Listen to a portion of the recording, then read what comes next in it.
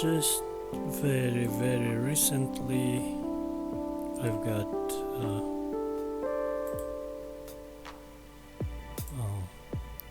question just 13 minutes ago from Mr. G. How can I use the array and turn the blinds the way you did? When I do it, I turn whole stack, have tried individual regions, etc, but cannot figure it out. Also, I can't seem to use array Z unless I extrude it a bit. Okay, well, I hope I understand this question fully, and I'll try to explain how to do this blinds trick. Let's model it very quickly. Okay, for example, we have just this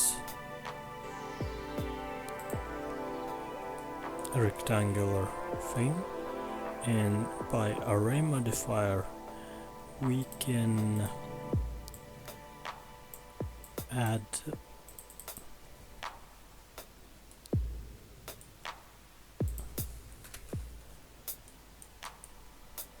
a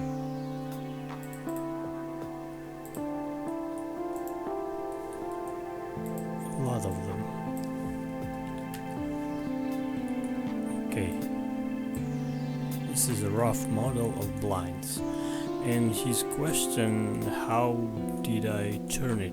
Apparently he's trying to do it this way, and in a video, if you pay attention, in this video 3D modeling blinds in Blender, I did it in edit mode,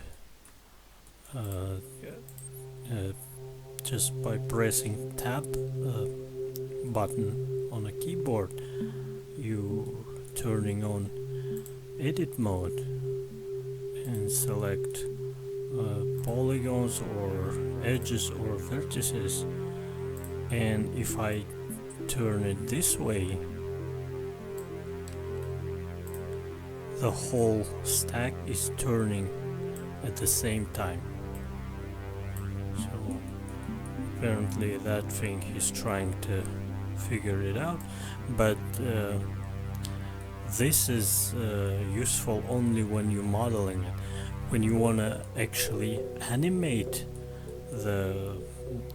this movement, it's better to use a different thing. Okay, let me get back to horizontal. Okay, there is another way to make this animation. If you need to animate actual blinds opening, we have to apply this modifier. I'm doing it on the fly, so I'm sorry if something, I'm not prepared for this video. He asked this question 13 minutes ago, so okay, well, we applied array modifier to it. Now it's a one object, and if we try to animate it again, the whole stack is going to be rotated, and that's not how blinds work. We have to separate them to individual objects by selecting, in edit mode, selecting all polygons, and press P button on the keyboard, and it's offer you, there is a menu, and it's offer you how you want to separate it, by selected polygons, by material, or by loose parts not attached to each other, loose parts, and you gotta select this. Now we have all of them, but if we wanna to try to rotate them,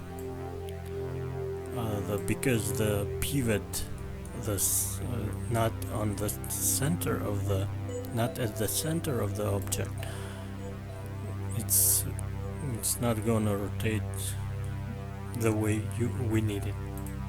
So probably we have to select all of them and go here, select object, set origin, and choose origin to geometry. And now we have like all the separated objects, they have pivots in the center, and if we need to animate them actually, like well, just for beginning I'm going to show you how to rotate them, not this way, but each individual center. We gotta select this one and choose individual origins.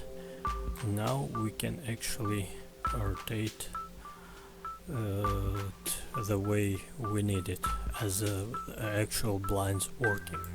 And now we can actually animate it. We need rotation of the individual pieces on the Y axle.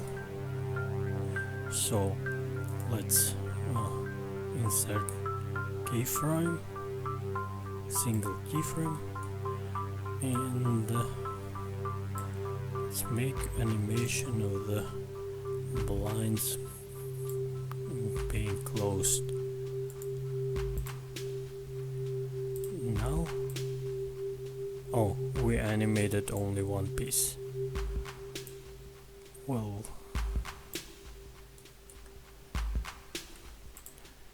we can try to